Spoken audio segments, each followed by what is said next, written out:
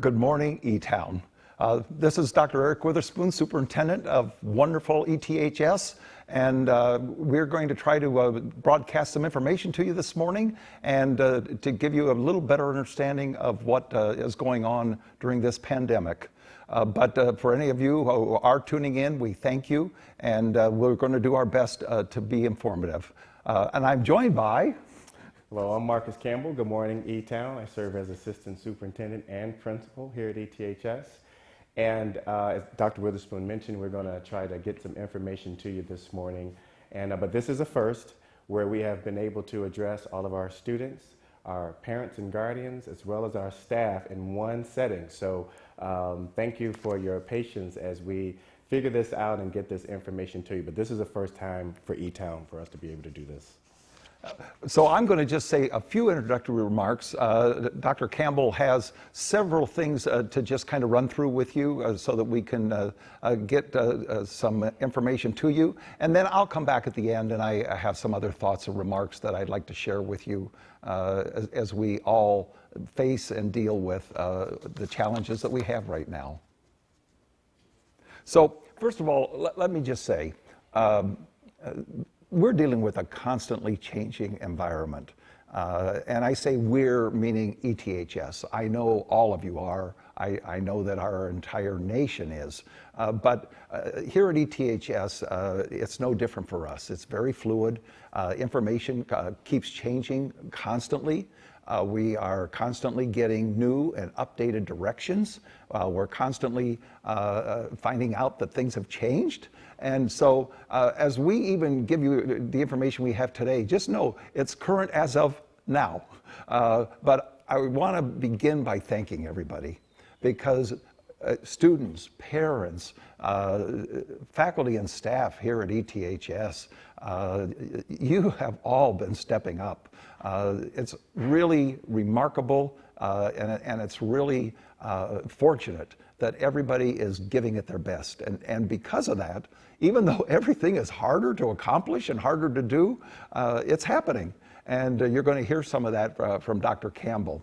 One of the things I do want you to keep in mind, though, if you would please, and that is, if it sounds like you're not getting clear, decisive information, it's simply because we don't know. Right now, really, the governor and the Illinois State Board of Education are mainly in charge of all of this. And our job is to keep up with their directives and to do whatever we can do to communicate that to you and make things work here. Just a few things that are, I think, fun and encouraging to know, and Dr. Campbell has many more. It's really been something to see how our community has rallied together to provide meals and food service for students who still want to take advantage of that. We are distributing food, breakfasts and lunches, all prepackaged, grab-and-go model at 4 sites in the community. Our City of Evanston and District 65 have just been tremendous in helping make this work. It really is a partnership of all 3 entities. We all have a big role to play in it, and we've really distributed a lot of meals. Last week, for example, we distributed over 10,000 meals, breakfasts and lunches, to young people in the community.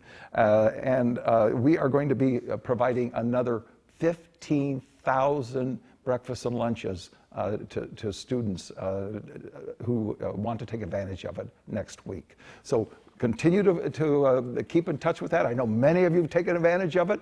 I know that you already have a good idea how it works, but know that as long as we can keep this going, we're going to keep it going for you. But now I'm going to turn over to Dr. Campbell and give him a chance to really bring you up to speed on some things. Thank you, Dr. Witherspoon. Just a couple of other things that we would like to highlight for you this morning. And that is that yesterday, over 16,000 pieces of PPE, that is personal protective equipment, gloves and masks, head bonnets, and a few N95 masks were donated to Evanston Hospital and St. Francis.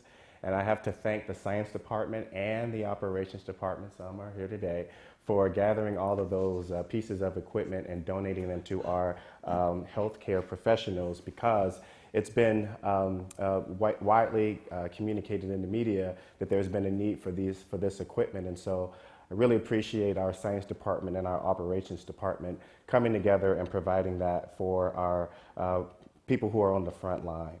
Also, just a note about all you students who are on your Chromebooks checking in. We can see that an overwhelming majority of ETHS students are logging in and checking in and have been interacting with their teachers. So thank you, students. Thank you, Wild Kids, for doing that. And then some of you we haven't heard from. And so if you have gotten a call from one of your teacher, a counselor, if you've gotten an email from a teacher or a counselor, a social worker, a dean, or anything like that, please respond back. This is not a gotcha moment where we want you to be on your Chromebook so that you're doing your work. This is more about your well-being. We want to make sure that you're okay. So once again, if you have gotten some communication from either of your teachers, if you've gotten it from your social worker or counselor, we want to hear from you. We want to know that you're okay. And if you need anything, please reach out to us. Reach out to your counselor, reach out to your dean, reach out to a teacher, reach out to Dr. Witherspoon or myself. We will be more than happy to respond to you, to be able to get you the kinds of things that you need as we endure this crisis. And so just keep a note of that. And also, next week, we are going to be engaging in a virtual Spirit Week. I think Ms. Boyd has already sent this information out to the staff and students. And so next week, we're doing a virtual Spirit Week, Monday being Pajama Day. So I think we should get an overwhelming number of participants for a Pajama Day because, you know, of the circumstances that we're in. I've always told Ms. Boyd that I would never come to school in my pajamas as the principal. But on Monday, I can hashtag at home in my PJs in support of Spirit Week. So, and this is also an opportunity for, you know, parents, guardians, whomever's in the house, please participate in the virtual Spirit Week with us. We would greatly appreciate that. We need a little bit of light and joy in our lives at this moment. And so let's come together as a community and engage in our virtual Spirit Week.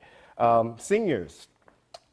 My heart, Dr. Witherspoon's heart, all of us are thinking about you all at this particular time. You should be here at school. You should be celebrating your exit from high school, thinking about all of your accomplishments and your growth over the past 4 years, but unfortunately we're dealing with a national emergency. And so I just want you to know that our hearts go out to you. We are thinking about you. We are thinking about how we can support you in a time that should be joyful and a coming of age that every senior experiences in the country. So, but I appreciate, Jigga, you reached out to me last week to ask about prom and graduation.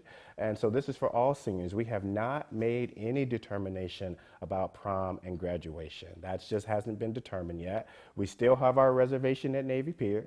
We still have the reservation at Northwestern University. And we will rely on the guidance of the Public Health Department and the governor if we can even have those events. And so just stay tuned, because if we can have prom and graduation, we will have prom and graduation. You deserve that, and so do your families. So we're also hearing great stories about staff and students who are coming together, who are doing great work. I just want to, as Dr. Witherspoon did, just thank all of our staff for doing the work that you're doing. I know that you're working hard. Students, I know that you're working hard. I know that we're all are managing several different types of scenarios in our home. For example, my mom is in my house right now, waiting for me to come back. And so there's a lot going on. There's a lot that we're managing. And I just want to say thank you. I know what you're doing. I'm hearing what you're doing. And I also want to thank you for every call, every text message, every email, every act of kindness kindness and courage that you've displayed during this time. We are engaging in something that Dr. Davis referred to as a pedagogy of care, and that's where we are right now. And it's also a pedagogy of love, a pedagogy of hope. So this is, at this point in time, it's not about your academics. We want your, certainly want your learning to continue, but this is about your humanity. And I just want to say that it's about that and our well-being and where we are as a community. And so thank you to staff and students and parents and guardians. You're doing a great job. We were able to get this school of over 4,000 individuals online in a matter of hours. And so I want to thank you for that. You did it, we did it, and I thank you for that. And so lastly, before I turn this back over to Dr. Witherspoon, I just want to say that I know that we are in a difficult time, but we are stronger now than we've ever been. We are more creative now than we have ever been. And so I just want to encourage you in that way. Who knew 2 weeks ago what we were going to be dealing with? And I am just seeing a remarkable amount of strength and a remarkable amount of courage. And so I am inspired by that, E-Town. You continue to inspire me. But I also know that we are vulnerable. We are more vulnerable now than we've ever been. And so I am asking that we would all recognize each other's humanity and dignity as human beings and people. And we will get through this together. And I can't wait to see you again. So I'm going to turn this back over to Dr. Witherspoon. He's got some closing remarks. Well, thank you so much, Dr. Campbell. As you've probably been able to figure out, we are practicing social distancing here. And the very few of us who have even been here at ETHS are practicing that on a minute-by-minute basis. And I want to then speak to all of our students about this. You need to be practicing that too. I know that the stay-at-home order by the governor is not an easy thing to have to deal with. And I understand, you know, when you're a teenager, being cooped up at home the whole time is obviously not what you want. Please, though, and I really am saying this with all my heart, stay home. Even if you are not fearful of what this disease might do to you, you have to be fearful of what it might do to others. And every one of us who risks getting infected risks truly spreading it to somebody else, and to somebody else who may not be as physically ready to deal with the illness as some of you are. So I know that the mayor, and I applaud him, has closed the playgrounds in the city. I know that he has closed the outdoor basketball courts in the city. Respect that. Stay home. What you do for the next few days or the next few weeks will be such a small part of your lives if you keep yourself from getting infected and keep yourself from infecting somebody else. But don't take a chance, because it literally could have dire consequences for somebody else. The other thing that I want to mention to you is that I know that many of you have been practicing that, and I thank you. And Dr. Campbell mentioned how many of you are going online. We have over 2,700 ETHS students going online for the e-learning.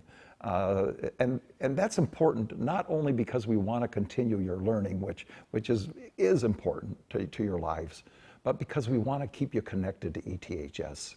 We want you to understand that some aspect of our normal lives can continue, even if we're adjusting to a different delivery system. Please, please continue to get on the e-learning. I know there's a lot of confusion about one aspect of it, and I just want to quickly share. As you know, these have been called Act of God Days by, excuse me, by proclamation of the governor. And what that has meant is your teachers are not grading those assignments, but they are giving you feedback about the learning that you're being asked to continue doing. Those Act of God Days end after Monday, this coming Monday, the 30th. We don't know exactly what the governor's directions are going to be next. And so supposedly, it would be possible that we might have to go to grading assignments for those instructional days beginning next Tuesday.